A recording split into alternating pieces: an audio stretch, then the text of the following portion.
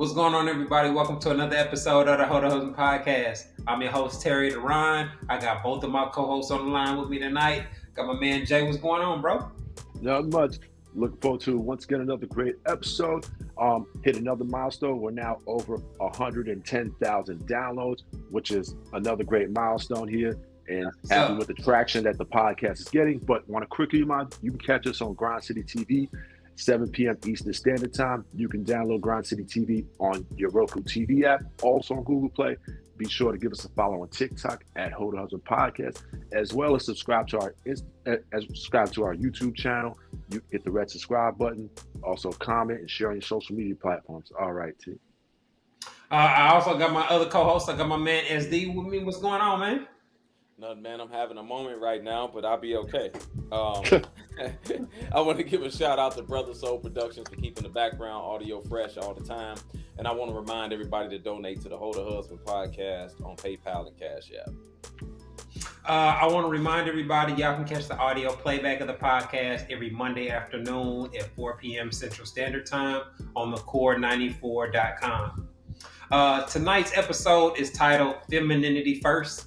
So we're going to be having a discussion about the importance of feminine energy and why it's a vital part of a healthy relationship. But before we get into all that, y'all know how we do around here on the Hold a Husband podcast.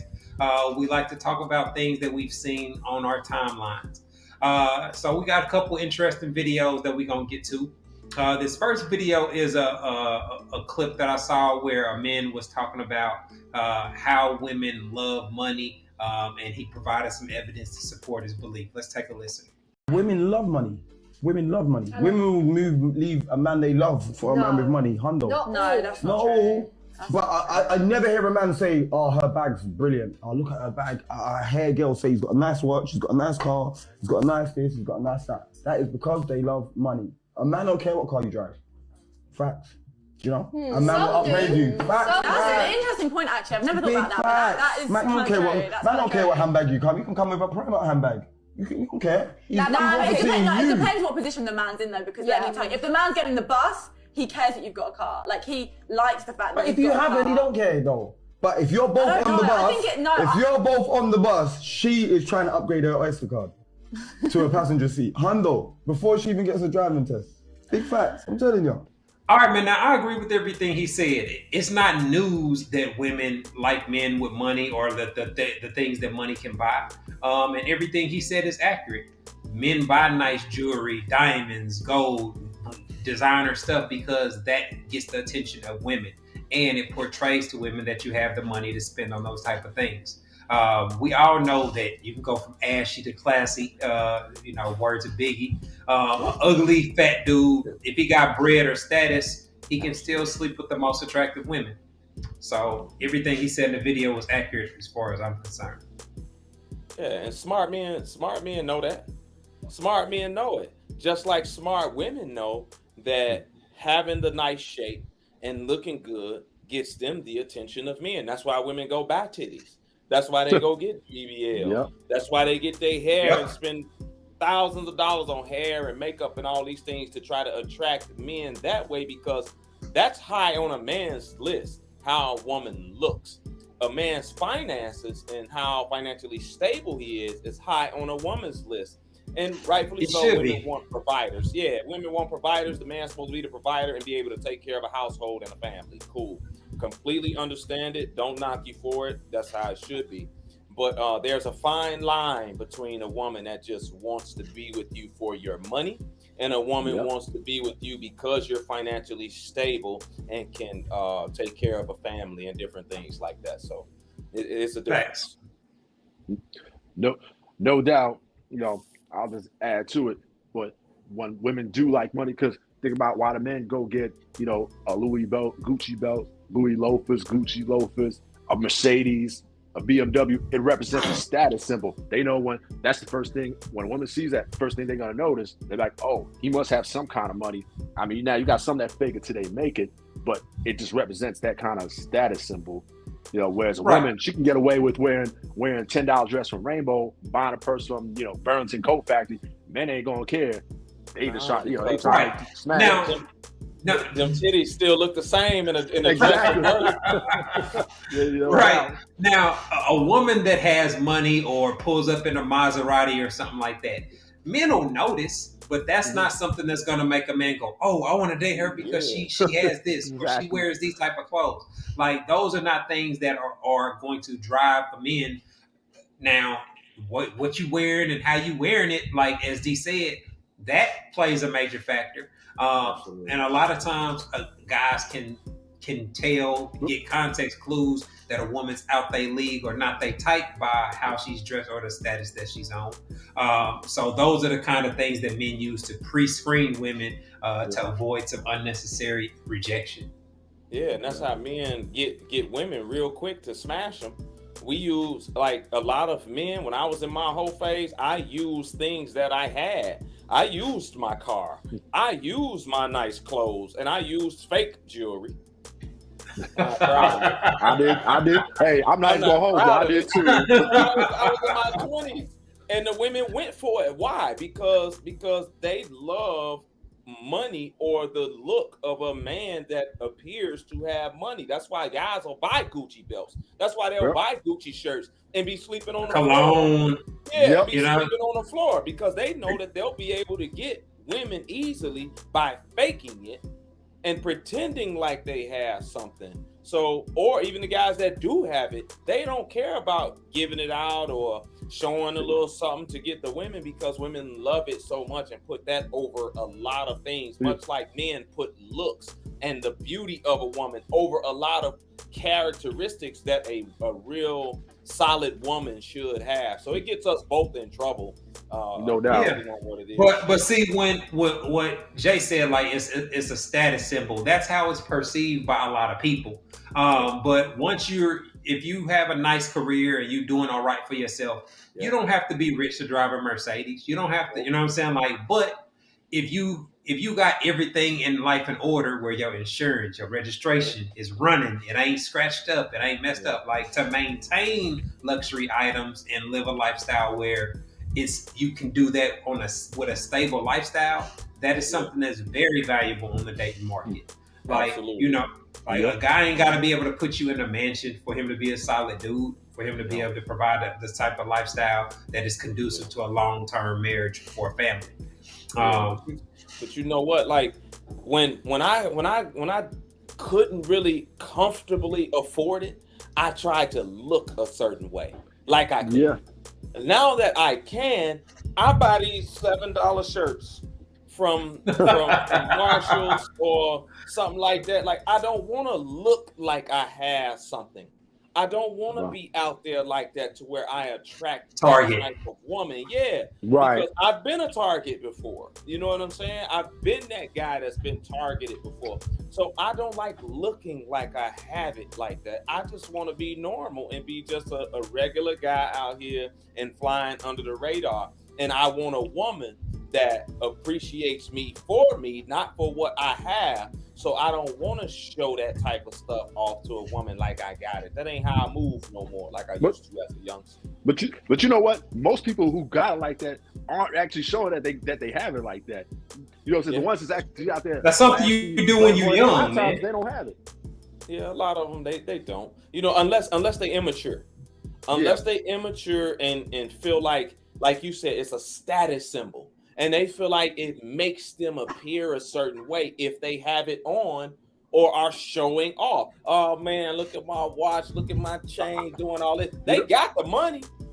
These guys got the money, but they just don't have the maturity in order to chill. That comes with time, man. In my 20s, I did something simple. Like I was in the service, I got a 91 Caprice with 22-inch rims. And I also, when I was on deployment, I got this Rolex watch from Bahrain. And used to try to fake like, hey, I got a Rolex and everything. I've done it. Hey man, I went straight to the booth in the mall. Got me a full diamond bezeled watch like Floyd Mayweather. Cost me $37, and the lady ate it up. And I was driving a Dodge Intrepid. And they were like, "Ooh, look at that watch! You got rims. It works." It's very effective. Yeah, I would. All right, let's keep things rolling, man. Now, this next video, it ain't very often that something that come across my timeline caused me to do a double take. But what I heard in this first video, I had to discuss it with y'all. It immediately popped up as a trending topic. Let's take a look at the video. She had another guy come pick me up and bring me to our house just so she could suck my. Am I lying? Hold on, This I was can't. I'm not gonna lie. She got me drove out just so she could suck my. I said, can you go pick my friend up for me? How good do you be sucking his for him to go pick up another man and take him to your house? Says, hold on, you got to drop a tutorial or something. A mirror for president. All right, now, Man, that little clip.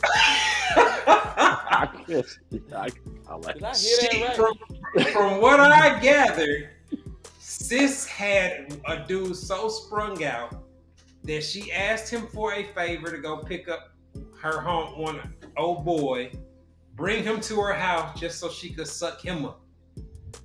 Now, man, I've heard some wild stuff. To this? I've heard some wild stories before, but that definitely caught. I did exactly what you did, SD. Like, man, did I hear what I just thought I heard?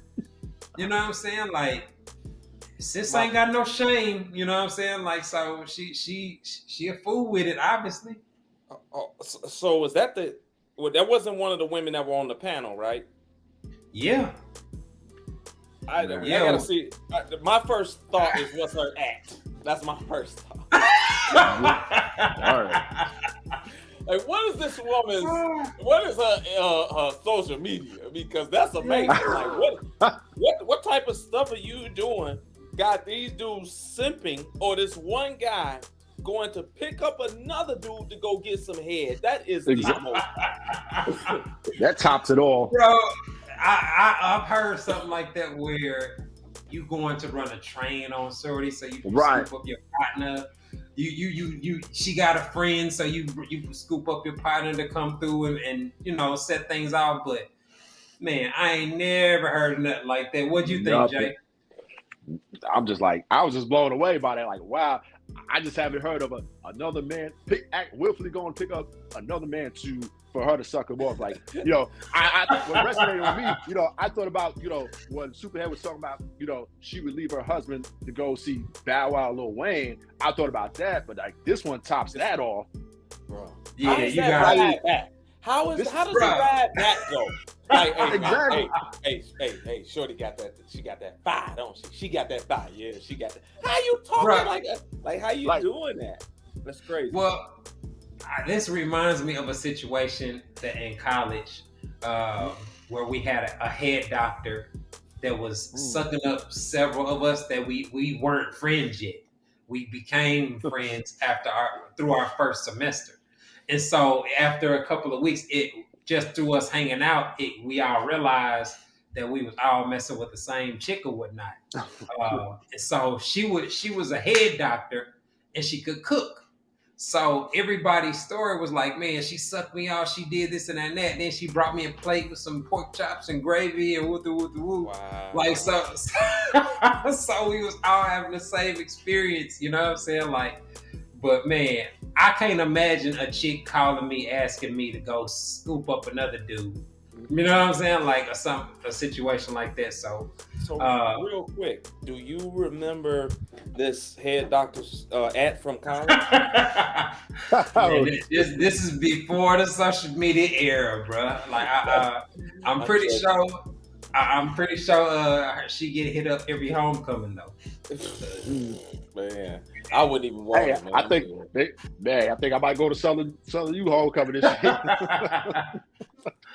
Head doctors are hard to come by. I'm telling you that just find joy. Like a woman like that. That's like, yo, go pick up this other dude just so I can give him head. That woman finds joy in giving head. Like, where do they make these chicks at? Like, are they selling them at Home Depot? Because them you gotta love that energy energy every day, man. Like, gotta love that energy, man. Like the only remember when we had 100 Days of Summer on where women is flying him out and all this stuff just to experience what he's given. That's the only thing that can even remotely kind of replica this. But we should be able to work a little magic, man. I slid in some DMs today, so we might be able to continue this conversation on the Hold a Husband podcast in the near future. So stay tuned. Look like we are up against the clock, y'all. We about to take a quick break. When we come back, we'll be getting into our topic of the night, Femininity First, and why feminine energy is such a vital part of a healthy relationship. Y'all are tuned into the Hold a Husband podcast. We'll be back in a moment. Hi, I'm relationship coach and author Terry Duran, and I am pleased to announce that my book, It's Not That Complicated, is finally available as an audiobook. So if you don't like to read or you just don't have time to read a paperback book, this audiobook is perfect for you. You can listen to it while you're in your car, while you're at work, etc. In the book, I break down how husband material men think and operate in regards to sex, love, and relationships, and I provide real quality insight on how husband material men approach dating.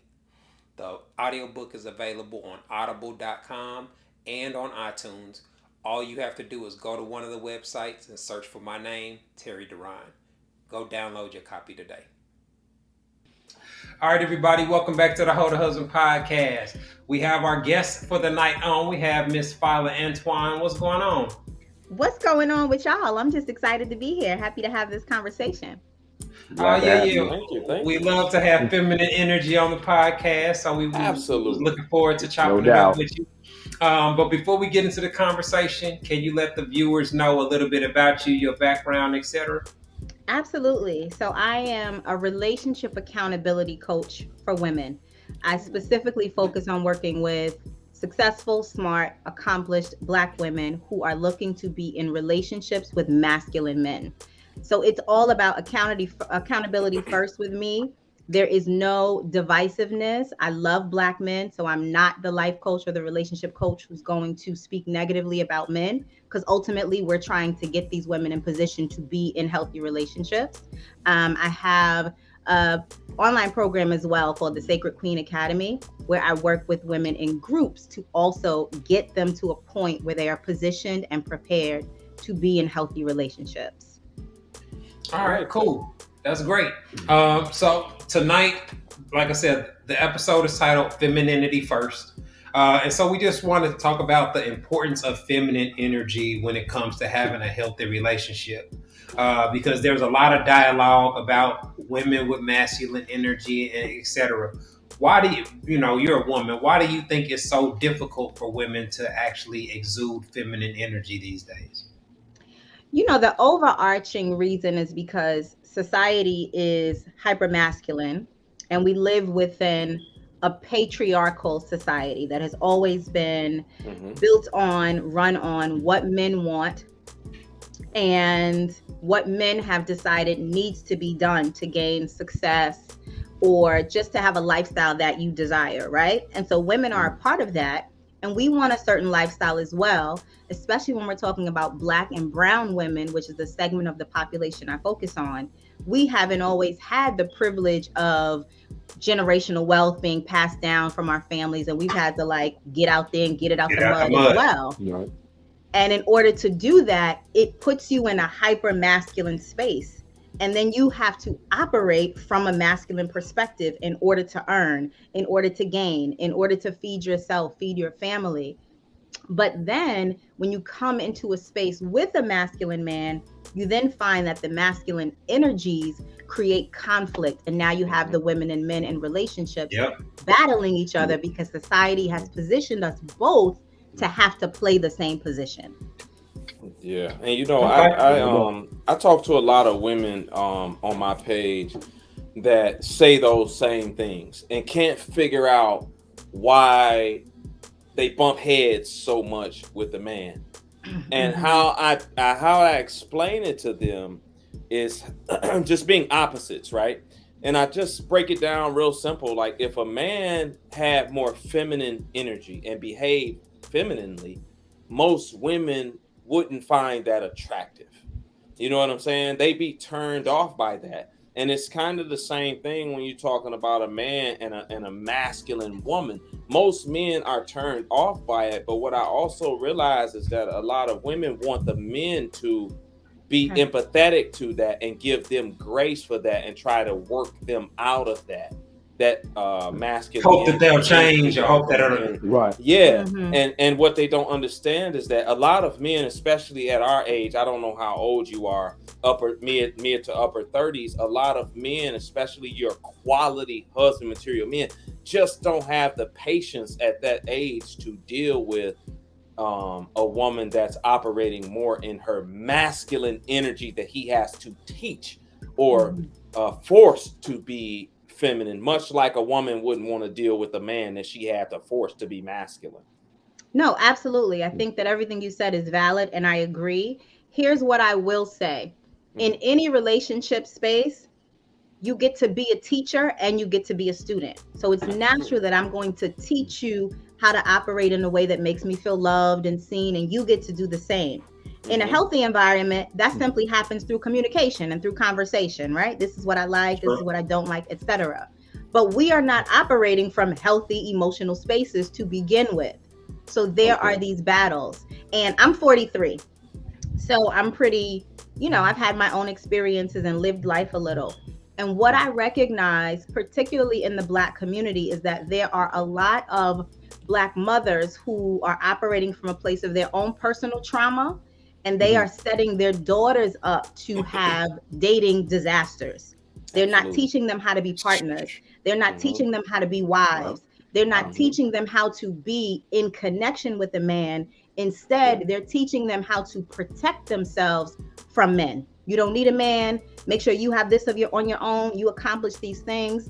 And so when these women come into contact with masculine men, because that's who they want, they are not able to let go of all the things that they've been taught, let go of all the ways that they've operated in life, because number one, it is the way that they have achieved. So some women have a lot of pride in being masculine and doing it on their own.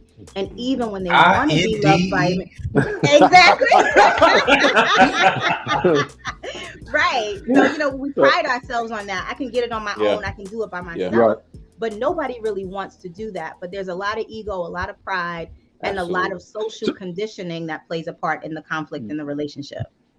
So why do you believe it's so hard for women to hold themselves accountable, especially with the women that you work with? Oh, Lord. We don't got that much time, but... Okay. The Cliff Notes version of it? Right. There's a lot of victim consciousness with women in general. We're taught to play victim in order to get what you want. And so when you then tell a woman that she's in the position that she's in because of the choices that she's made, it goes against psychologically and socially what she's been taught. It's not my fault. I'm just a woman. Even though on the other side, I'm a woman, I'm independent, I can do it on my own. Right. So it's these two different kind of social concepts that are happening at the same time that are being used to her benefit. So when you say to a woman, listen, it's not that the men are all no good, but you just seem to keep finding and choosing the men that are all no good. That victim consciousness comes up and says, no, it can't be me. It has to be them. And so it's hard for her to get out of that, because it means that she has to say, it's my fault. And if you don't have anyone to place blame on, that means moving forward, you're responsible for yourself. Yeah. I was just having this conversation earlier talking about that, how I did a survey and I asked the women, hey, are more of your exes more like a Future or more like a Russell? And 70-some% of them said, hey, they're more like a Future, right? Wow. And then you see these videos where the women pick the bad boys. Hey, they don't like the nice guys. He's too nice. They got him in their friend zone. Like, I think most women have a guy like that in their friend zone who they didn't like, whatever the case. And they're more attracted to the bad boy type of guy because he's more, or the players, because he has the personality, he got the humor, he got his life in order, whatever the case. He got all the skills and different things these women like. And they choose these men time and time over and over again. And then they'll turn around and say, the men are the problem, without ever looking at themselves to say, okay, why why do I keep choosing this guy and placing blame on themselves? It's like you said, it's like they plan on both sides of the fence. Yeah, it's part of their value system. Like the things that they value are not really the things that are representative of husband material men. And so when you're talking about the things that Russell Wilson, stability, boring, stay at home, like those are, I got a lot of Russell Wilson in me, you know what I mean? Like, but overall in the black community, you don't want to be seen as a lame. You know what I mean? Like, you still got to have some swag. You got to have some charisma. Like, you don't want chicks to be clowning you because of the way you dressed or whatnot. Because they will. And so with Russell, he gets a bad rap because he's really only popping because he's a famous, rich NFL player. Like, if he was a assistant principal, Sierra wouldn't be dating him. You know what I mean? Like, so it kind of gives the women this false, we all want to wrestle, when their dating decisions don't really reflect that. Yeah. So I wanted to ask you, how do you define or evaluate what is husband material and what's not? So I think first it's good for us to recognize that most men and women are not dating for what they want. They're dating for what they think is going to be perceived as the good or right thing by other people.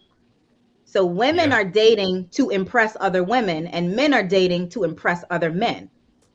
And so you're not really choosing from what you actually want.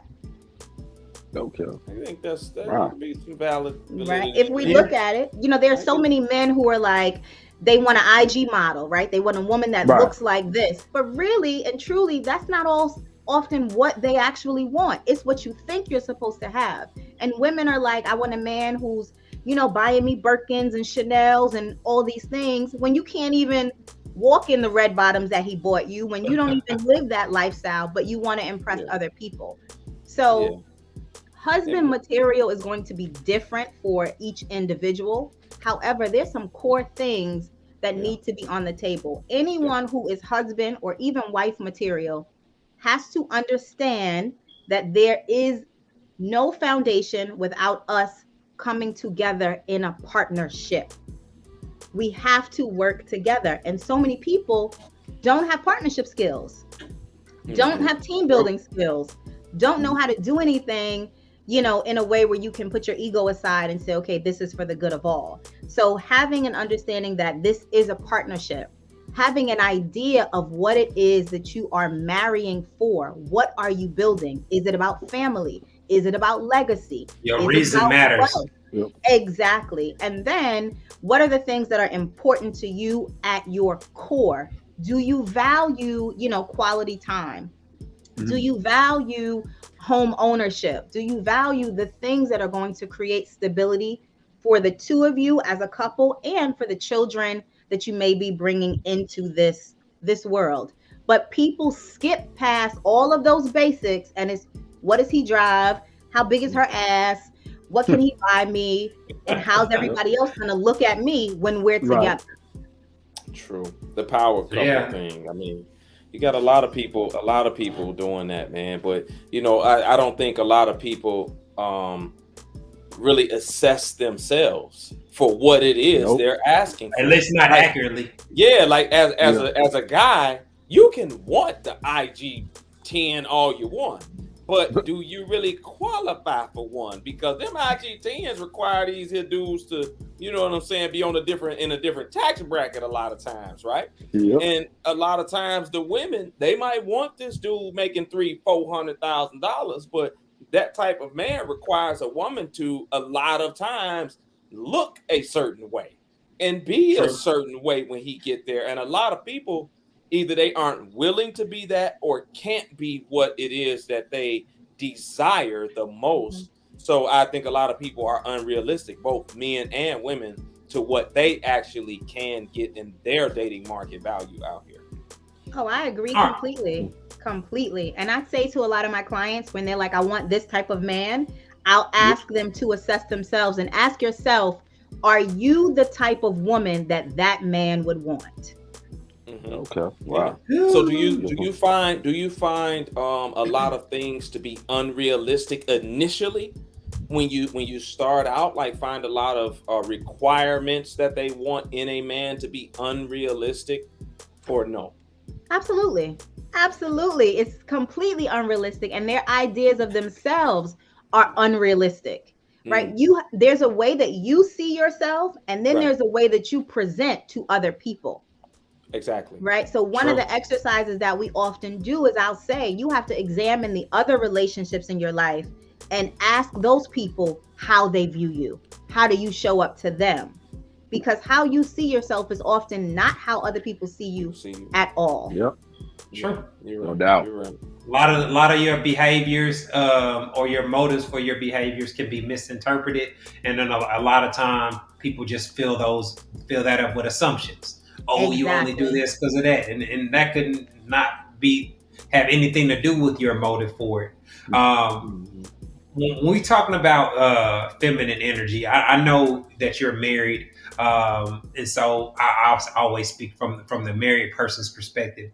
It doesn't seem like a lot of people have a real idea of what marriage actually is, and like you said, that they're more concerned about how they gonna post, what social media gonna think, and trying to make sure they stories show date night and show different stuff. And it's like, man, that's not the fundamentals of a healthy relationship. You know what I mean? Like, you don't even have to post your relationship to have a healthy relationship. But I don't think a lot of people in this generation seem to get that. Oh, it's like an epidemic almost, right? Because people are living life on social media, and then in real life, they're nothing like what they post to be. And they don't even know how to connect with another human being on a one-to-one basis. I've been married we just made 12 years marriage this month. Congratulations. Thank you so much. Right? And I have a lot of women followers, and they're always like, you guys are like relationship goals. And I say, but we're not, because we can only be our own goals. And so many of them are like, I wish I had a relationship like you guys. I said, but we worked for this. Are you willing to do the work that it took to be happily married after 12 years, being together 18 years? It wasn't always roses and peaches and cream. And I wasn't always in touch with my own femininity. I'm a woman from New York. I grew up in Queens in the crack era. My father was a hustler. I was taught you don't need a man. So there were so many things that I had to unlearn in order to be able to be a wife. And often I credit my husband for teaching me a lot of the values that I have now as a wife, because I had no idea what it really took to be a partner and a wife to a man. I didn't understand that even though I might want to do my own thing, my responsibility to him is to be a supporter, is to be an encourager, is to be an uplifter, is to be able to fuel him and nourish him and nurture him inside the home if I wanted him to be the type of man that went out in the world and provided for us. And so many women do not have that concept of wifedom or marriage at all. And when they get into marriage, they're in this place of like having this rude awakening, and it falls apart.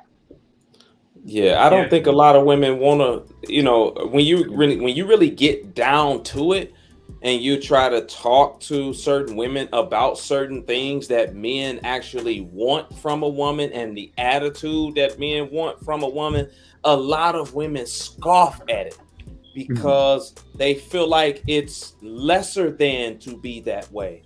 You know what I'm saying? I took a survey where I asked the women, were you raised to be strong and independent, or were you raised to take care of a man and be a wife? 70% of them said they were raised to be strong and independent.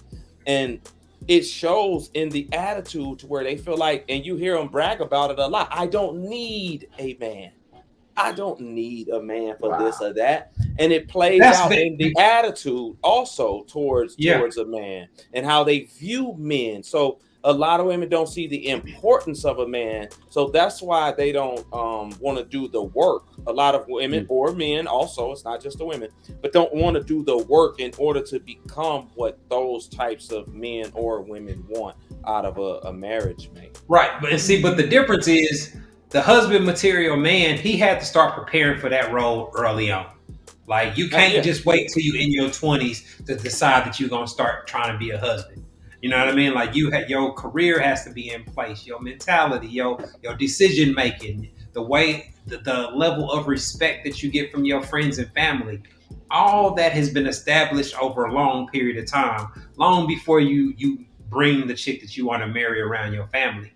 And so one of the ways that um, guys in this generation, they don't start that preparation. They feel like they gonna blow up and get Instagram famous or things of that nature. So there's no preparation to putting yourself in a position to be a six-figure earner by the time you're in your 30s or your 40s. Like they just expect to just live this luxury lifestyle just off a hustle, or you know what I'm saying, or social media or something to that effect. And it's just like it's dooming our future generations. Yeah, because on the flip side, like you're saying, these men expect to just fall into this. A lot of women expect to just fall into this type of guy that's making this out of this money, and they can just do this just the way that they are, exactly the way that they are, without any work. And like you said, it's ruining the generation on both sides, from the men not getting the preparation from the household and all these here different things, thinking they just gonna, and from the women not getting the preparation from the household to become wives. So it's hurting out here, and you see it within the marriage numbers for our community. And I'll tell you this, based on the women that I work with, some of them are mothers, older, ranging probably from like their late 20s to like early 50s. So much of it is because of the generation before us, right? Who raised their daughters to be independent and strong and accomplished, and didn't raise their sons to do the same things, or were absent in those processes. So a lot of the things I hear from my women clients are, I've done all this work to accomplish these things, and I can't find a man who has the same kind of work ethic that I have. And they're afraid to trust a man to come in and partner with them in that aspect, because like you said, Terry, so many of these young men just have this sense of entitlement. They think it's just supposed to come to them. And the women, on the other hand, are working hard and, you know, being accomplished, and that creates a divide. And so many women think that men care about those accomplishments. Yeah, and that's what I was just about to say. Misconception. Right. I was gonna say, a woman making more money, yes, it's cool. In theory, that would be great. A man would rather have a woman that has some money than a broke bum type of chick. But men don't look at women and be like, "Oh man, she makes six figures. Wow, great!" Like that's not a big deal to him, because if he's already able to provide a stable, comfortable lifestyle, he's not going to be asking you to pay. If he does ask you to pay bills, it's going to be around 30-40%. It's not going to be 50-50, or he's going to be dependent on your income. And so, like you said, a lot of women overvalue their credentials and their income, because those are not the things that men are looking for when they looking for dating. He ain't in the club, you know what I'm saying, looking for your resume. Fila, what are like some techniques or strategies you give to your female clients to unlearn, some of that independent woman mentality? So, like I said earlier, it's all about accountability on the women's end, right? And so we have to look at the lessons that these women have learned from the women in their family. So what was your parents' relationship like? What was your mother's perspective of your father? Because that plays such a pivotal role. And how did your mother operate in the presence of men? What did she tell you, teach you about men, etc.? And then we go back a few generations, because all of those observations, all of those lessons culminate in how the woman now shows up in her relationship with men. So another one of the things that I told you that we do is I have the women create an avatar, their perfect partner avatar. Create the man who is your perfect partner, from what he looks like, to what he likes to do, to the experiences that he has, the career, the car, the home, all of that. And they're really excited in the beginning about this, like, oh, this man, and this, he has this, and he has that, and he has all that. Barbie and Ken.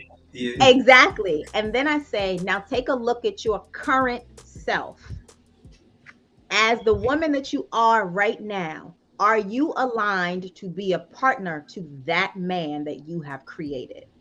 Most of the time, they have to say no, because the expectations for the men is up here always. And then they sometimes realize that they're operating down here. And after that, I'll urge them to figure out what is it that they need to do internally with themselves and for themselves to become the woman who is the partner to that man. And they don't report your page after that. I was gonna say, they don't be going off on you.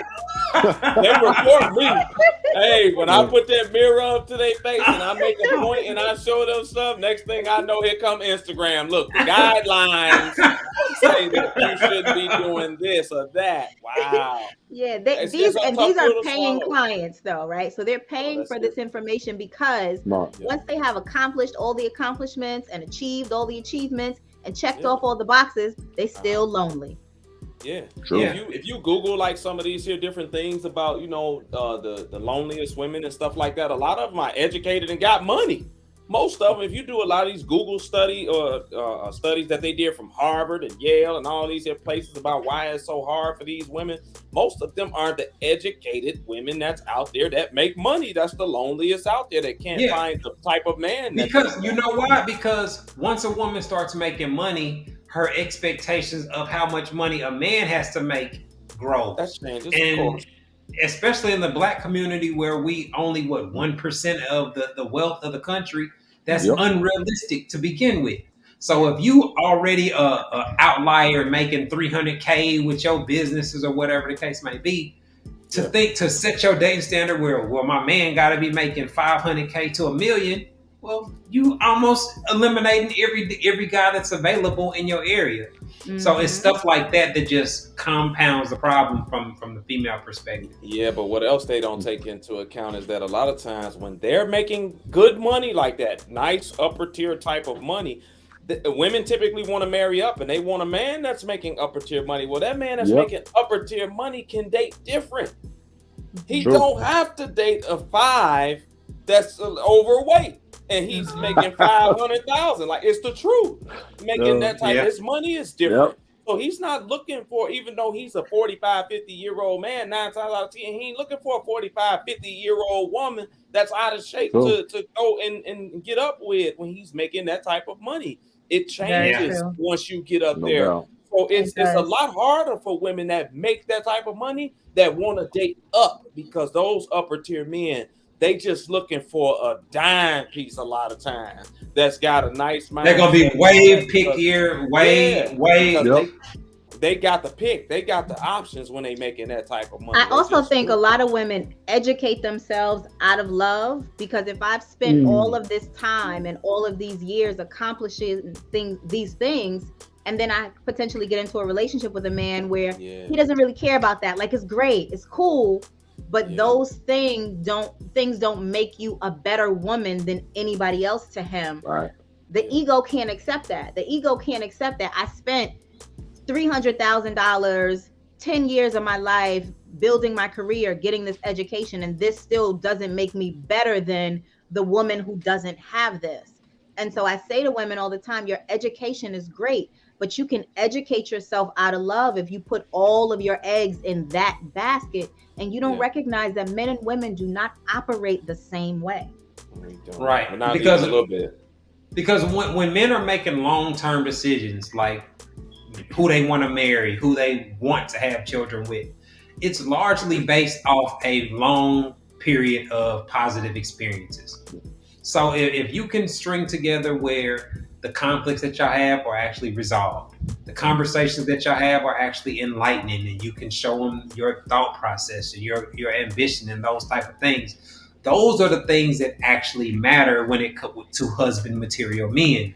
Because if he's been preparing his whole life to make sure he's going to be a good dad and father and can take his kids out of town and all family trips and all that, then the mentality of the woman that he chooses to marry is really the most important decision of his life.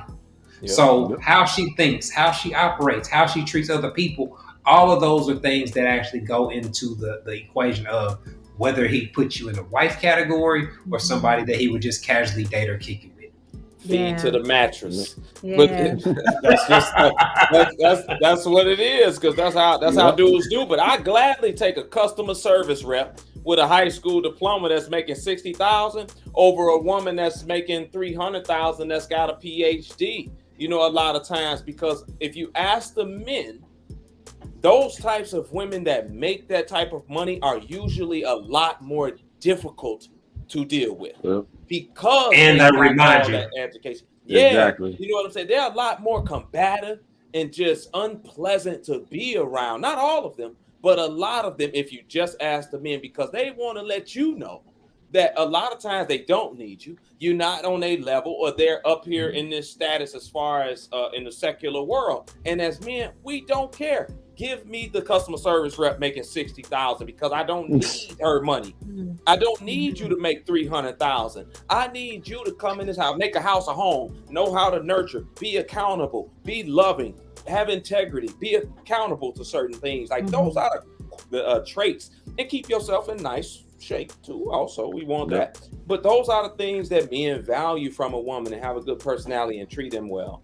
Like, a lot of the times with these women, though, it's not just them who, like, they're not just combative for themselves. Often, especially when we're talking about Black women, brown women, they're generally the first to go to college, right? The first to become doctors, the first to do these things. And so, and this is what I hear from my clients as well.